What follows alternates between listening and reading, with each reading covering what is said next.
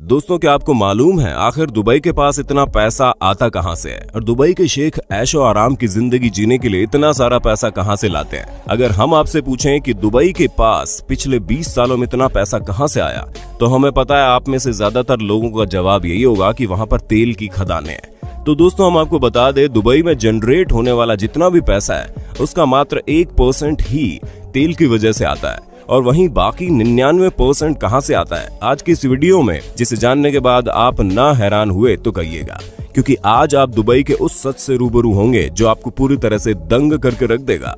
तो दोस्तों, देर किस बात की है, चलिए शुरू करते हैं हमारी शानदार वीडियो। लेकिन हाँ, वीडियो शुरू करने से पहले एक छोटी सी रिक्वेस्ट है, वीडियो मिले सबसे पहले। दोस्तों, ज्यादा नहीं, बस आज से 20-22 साल पीछे चले तो दुबई के पास रेत के अलावा कुछ नहीं था, लेकिन एक शख्स जिसने पूरी दुबई का नक्शा बदल दिया, वो कोई और नहीं, शेख मोहम्मद बिन रशीद अल मखतूम है। और ये एक ऐसे शख्स हैं जिन्होंने दूर की सोची और दुबई को आज दुनिया का तीसरे नंबर का टूरिस्ट डेस्टिनेशन प्लेस के साथ साथ ग्लोबल हब, ग्लोबल डेस्टिनेशन बना डाला। तभी दुनिया भर के अमीर लोग दुबई में जाकर अपना एम्पायर बिल्ड करने की सोचते हैं। उसी के साथ ही आज दुबई एक ऐसी जगह बन गया है जहां पर आपको सब कुछ टॉप लेवल का मिलेगा, फिर चाहे वो दुनिया का सबसे बड़ा मॉल हो, दुनिया की सबसे बड़ी बिल्डिंग हो, दुनिया का इकलौता 7 स्टार होटल बुर्ज अल अरब हो। और दुबई इतने में सेटल नहीं हुआ, वो जब डिज्नीलैंड के पास गया ये बोलने के लिए कि दुबई में सबसे बड़ा डिज्नीलैंड बनना चाहिए, तो डिज्नीलैंड वालों ने मना कर दिया। उन्होंने बोला कि दुनिया का सबसे बड़ा डिज्नीलैंड तो हमारे यहाँ का ही होगा। उसी पर शेख मोहम्मद ने साफ बोल दिया, ठीक है, आप न बनाओ, हम दुबई लैंड बनाएंगे जो सबसे बड़ा होगा, जहाँ पर हर रोज करीब 2 लाख लोग आएंगे। और वहीं जहाँ रेगिस्तान में ढंग से पेड़ पौधे नहीं उगते, उसी रेगिस्तान वाली जगह पर फूल उगा दिए और दुनिया का सबसे बड़ा फूलों का बगीचा आपको दुबई में देखने को मिल जाएगा, जिसका नाम दुबई मिरेकल गार्डन है। उसके साथ ही पाम जुमेरेई, जो दुनिया का सबसे बड़ा मैनमेड आइलैंड है, वो भी आप दुबई में ही देखने को पाएंगे, जहां पर करोड़ों के घर मिलते हैं। और इस आइलैंड का स्ट्रक्चर भी गोल नहीं है, क्योंकि दुबई के शेख ये बात बहुत अच्छे से जानते हैं कि अगर वो गोल आइलैंड बनाते तो ज्यादा घर बिल्ड न कर पाते, जिससे आप उतना ज्यादा न कमा पाते। इसी वजह से उन्होंने इस आइलैंड का शेप ऐसा रखा जहां पर ज्यादा से ज्यादा घर बनाकर ये बेच सके, और यही चीज लोगों को और ज्यादा इस शहर की तरफ अट्रैक्ट करती है। दोस्तों, दुबई यही नहीं रुका, बल्कि वहां एक ऐसा ड्रोन बनाया जा रहा है जो इंसानों को 150 किलोमीटर प्रति घंटे की रफ्तार से एक जगह से दूसरी जगह पहुंचा देगा। यानी कि जहां आप टैक्सी और ऑटो का सहारा लेकर एक जगह से दूसरी जगह जाते हैं, वहीं आपको ड्रोन ऑटोमेटिकली एक जगह से दूसरी जगह ट्रेवल कराएगा, जिससे ट्रैफिक के साथ साथ समय की भी काफी बचत होगी। और बात अगर समय की आती है तो हम आपको बता दें, दुबई में आज से करीब 20 साल बाद ज्यादातर गाड़ियां सिर्फ और सिर्फ ऑटोमेटिक ही चलेंगी।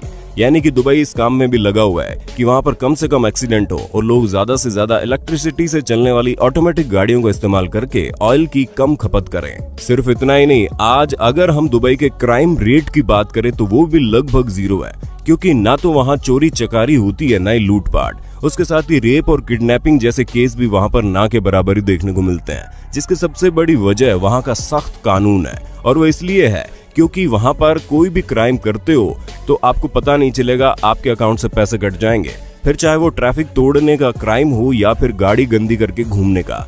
जी हाँ, दुबई में गाड़ी गंदी करने पर भी आपको फाइन देना पड़ जाता है। तो आप खुद ही सोचिए वहां पर लूटपाट और रेप जैसे केसेस में क्या किया जाता होगा। और इन्हीं सख्त कानूनों के चलते वहां के जितने भी मुजरिम हैं, वो हिम्मत ही नहीं कर पाते कि कोई क्राइम करे। और अगर एक आध की हिम्मत पड़ भी गई तो ये मत भूलिएगा, दुबई में पुलिस के पास कोई ऐसी वैसी गाड़ी नहीं होती, बल्कि सुपर कार होती है, जो झट से आपको पकड़कर जेल की सलाखों के अंदर डाल देंगे। और ऐसी ही न जाने कितनी सारी चीजें दुबई के अंदर है जो हर आम इंसान को वहां जाने के लिए आकर्षित करती हैं।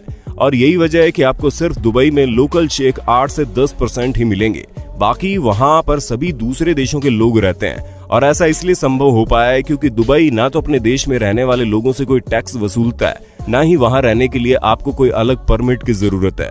आप जाएं और वहां पर आराम से अपना बिजनेस बढ़ाइए और वहां की ऐशो आराम भरी जिंदगी का लुत्फ उठाइए। बस आपके पास पैसे होने चाहिए, क्योंकि जिनके पास पैसा नहीं होता वो दुबई में जाते तो हैं, लेकिन पैसे कमाने के लिए। और यही सोच दुबई ने सालों से रखी है, जहां पर वो इंडिया, पाकिस्तान, बांग्लादेश, नेपाल, फिलीपींस जैसे देशों के लोगों को वहां की तेज गर्मी में काम करने के लिए बुलाते हैं। और आप जो दुबई में बने इतनी बड़ी बड़ी गगनचुंबी इमारतें देखते हैं, वो सब इन्हीं डेवलपमेंट कंट्री की वजह से बनी है, क्योंकि यहीं के लोग वहां जाकर मजदूरी करते हैं और चंद पैसों के लिए कड़ी मेहनत करते हैं। उसी का उल्टा वहां के अमीर लोग एयर कंडीशन होटल और घरों में बैठकर पूरा एम्पायर चलाते हैं। दोस्तों अब आप समझ गए होंगे कि दुबई के पास ना तो तेल से इतना पैसा आता है, ना ही वहां की सरकार टैक्स लेती है, बल्कि वहां का पूरा पैसा तो ट्रैवलिंग और टूरिज्म से आता है। उसी के साथ ही जितने भी अमीर लोग हैं वो दुबई के इस शानदार लाइफस्टाइल को जीने के लिए दुबई में बस जाते हैं, जो कि अपने साथ साथ दुबई का भी पूरी तरह से कल्याण करने में जुटे रहते हैं। और यही वजह है कि दुबई आज तरक्की की सीढ़ियों पर बहुत तेजी से चढ़ चुका है और आगे भी अपनी उड़ान भरने के लिए तैयार है। बाकी आपका दुबई के बारे में क्या ख्याल है, हमें कमेंट करके जरूर बताइएगा और ऐसे इंटरेस्टिंग वीडियोस को लगातार देखने के लिए हमारे चैनल को